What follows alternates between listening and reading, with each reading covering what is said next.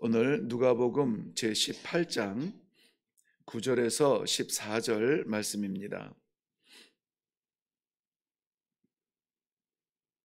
18장 9절에서 14절 말씀,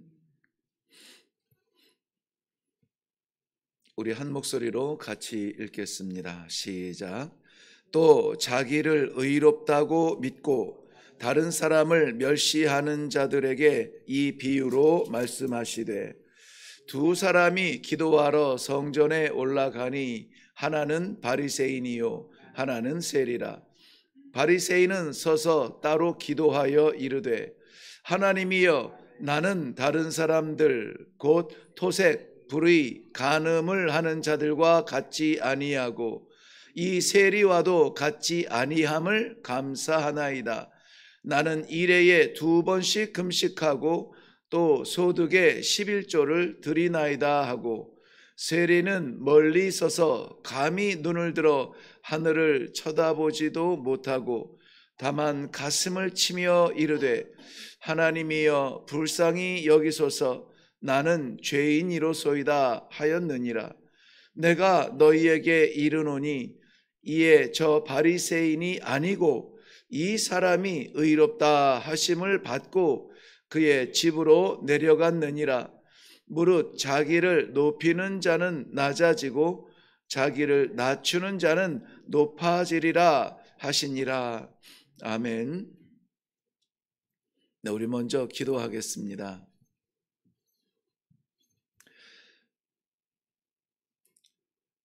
아버지 앞에 나왔습니다.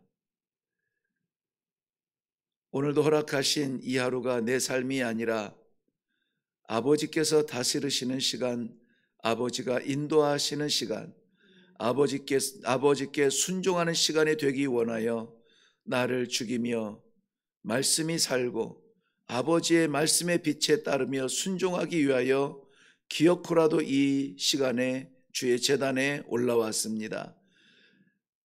공허한 마음으로 내려가지 아니하고 확실하고도 분명하게 성도의 삶을 살 수 있도록 길을 활짝 열어 주시옵소서.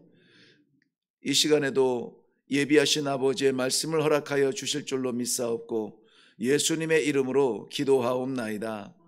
아멘.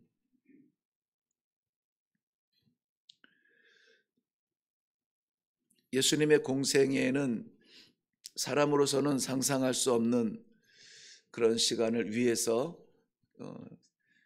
계획하시고 작정하시고 내려오신 그러한 성육신의 삶이었습니다. 상상할 수 없죠. 창조주가 피조물이 된다는 것, 보좌에서 구유로 난다는 것, 그것도 의지적으로 한다는 것은 있을 수가 없습니다. 우리들은 어찌하다가 그렇게 추락할 수는 있지만 우리가 그 일을 순종함으로 나아가기는 쉽지 않습니다. 그래서 예수님께서 본을 보이신 것인데요, 그 어려운 결정 이후에 그 어려운 시간을 어떻게 보내셨을까? 예수님은 하나님이시니까 그 모든 일을 다 감당하실 수 있었을 거야 라고 말하지만, 예수님은 또한 완전한 인간이셨기 때문에 우리가 느끼는 그 감정을 여전히 동일하게 느끼셨던 예수님이셨습니다. 그렇기 때문에 하나님으로서 내려오신 사명을 감당해야 하셨고 인간으로서 견뎌야 하는 시간들을 견뎌야 했습니다. 머리 둘 곳조차 없었던 가장 바닥의 삶에서 아무도 바라보지 않는, 가까이 가지 않는 비린내 나는 사람들과 함께 곁에 가족들도 두지 아니하는 병자들을 손으로 잡으시며 안으시며 그렇게 삶을 보내실 수 있었던 것은 단지 하나님이셨기 때문이 아니라 나와 똑같은 성정을 가지신 사람으로서 어떻게 그것을 감당하셨을까? 많은 사람들은 이렇게 결론을 내립니다. 기도의 힘이었다. 기도의 능력이었다.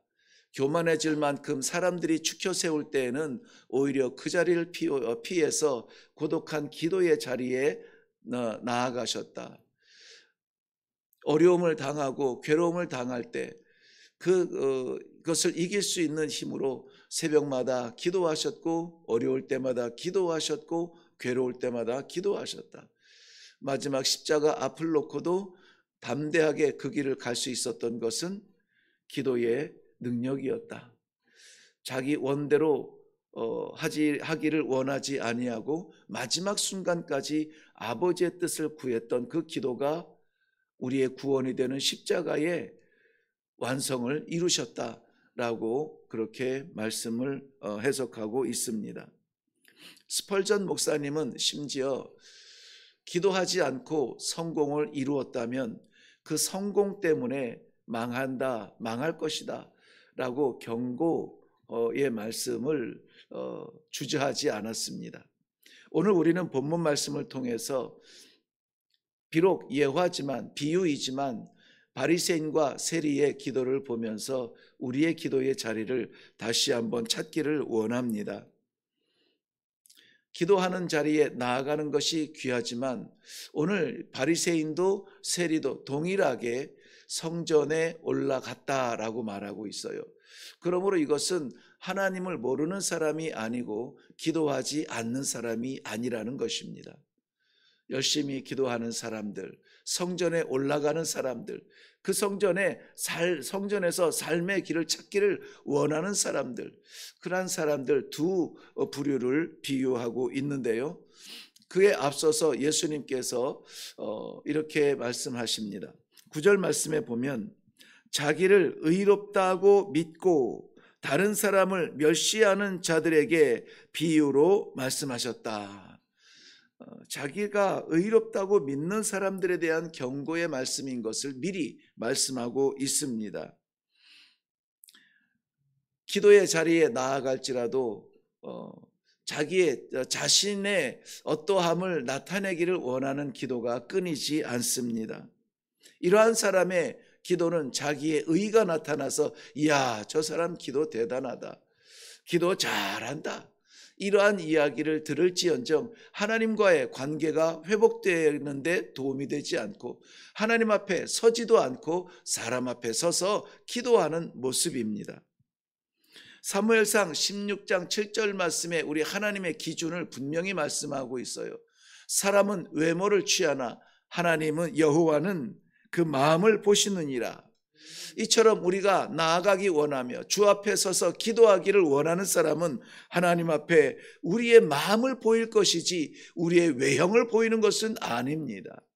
우리의 심정을 내려놓는 것이지 우리의 말투를 고백하는 것은 아니에요. 그러므로 우리가 오늘 이 시간에 기도에 대하여서 말씀을 좀 받을 때에 아무쪼록 하나님 앞에 진정성 있는 기도의 자세는 무엇인가? 어떻게 기도해야 될 것인가? 무엇을 기도해야 될 것인가? 왜 기도해야 될 것인가?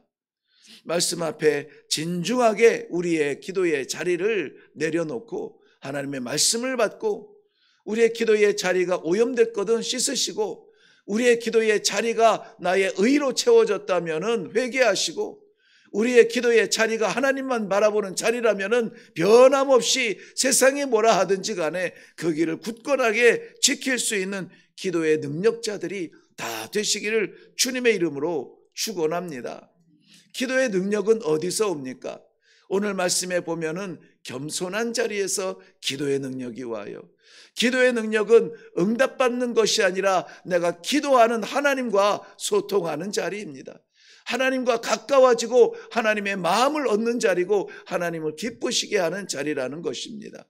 그러므로 사랑하는 성도 여러분, 오늘은 우리가 잘 아는 이 이야기 가운데 나는 당연히 아니지가 아니라 나의 기도의 현장을 불꽃 같은 눈동자로 살피시는 하나님 앞에 다시 한번 조정할 수 있는 기회가 될 수 있기를 바랍니다. 10절부터 13절 말씀에 보면은 바리새인과 세리의 기도가 나와요. 바리새인은 성전에 올라가며 기도합니다. 자신의 의로움을 자랑합니다. 그의 기도는 한결같이 이렇게 시작합니다. 나는 토색하지 않습니다. 나는 불의하지 않습니다. 나는 간음하지 않습니다. 이 토색한다라고 하는 말은 강제로 억압적으로 권위를 내세워서 빼앗는 것을 이야기해요. 그렇게 하지 않고 살아가고 있습니다. 나는 1회에 2번씩 금식합니다. 나는 소득의 11조를 드립니다. 나는 저 세리와 같지 않습니다. 자신의 이야기를 하고 있습니다. 세리는 고개를 들어서 하늘을 보지도 못하면서 오히려 가슴을 치면서 하나님, 나를 불쌍히 여겨 주옵소서. 나는 죄인입니다. 올라올 수 없는 자가 올라왔습니다. 부를 수 없는 자가 아버지를 부릅니다. 용서하여 주시옵소서. 그러나 하나님이 나의 살 길이고 하나님이 나의 마지막 길이고 하나님이 나의 마지막 이름입니다. 아무도 나를 돌아보지 않습니다. 아무도 나의 열심을 인정하지 않습니다. 나는 버림받은 존재와 같습니다. 그런데 하나님은 나를 받으십니다.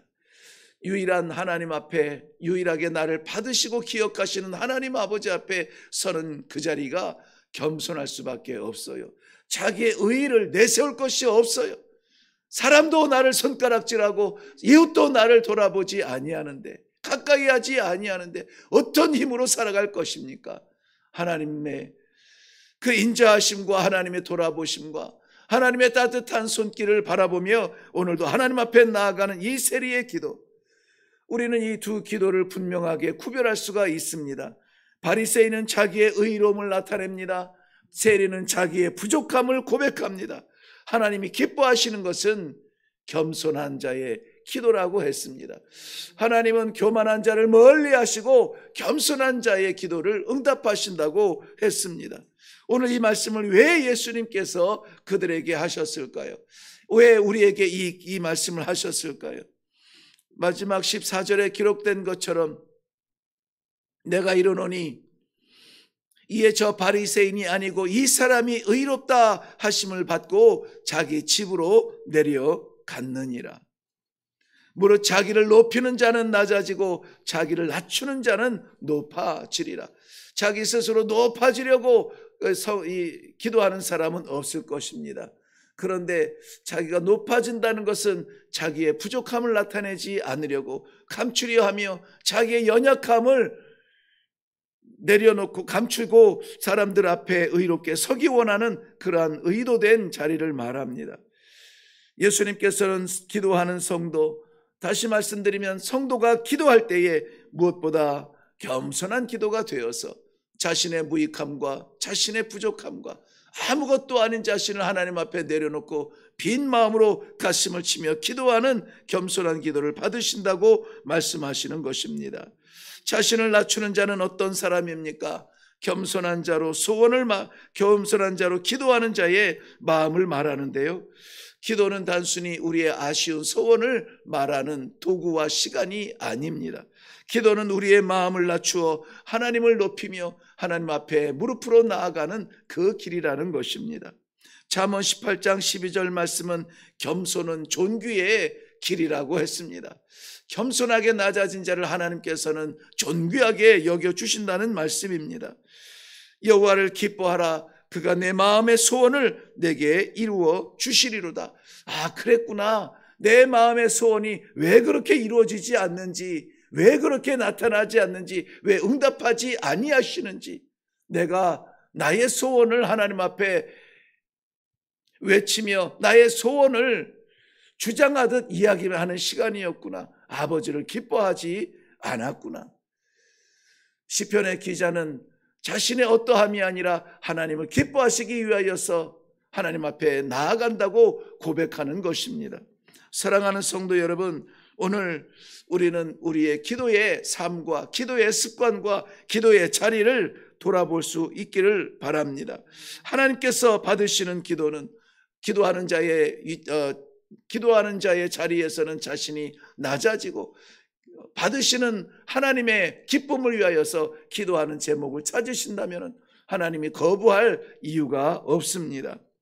오늘도 우리의 자랑과 우리의 의로움을 나타낼 것 구석이 아니라 하나님의 기쁨을 위하여서 그 뜻을 구하는 기도의 시간이 되기를 바랍니다. 하나님의 크심과 우리의 작음을 고백하세요. 하나님의 높음과 우리의 낮음을 고백하세요.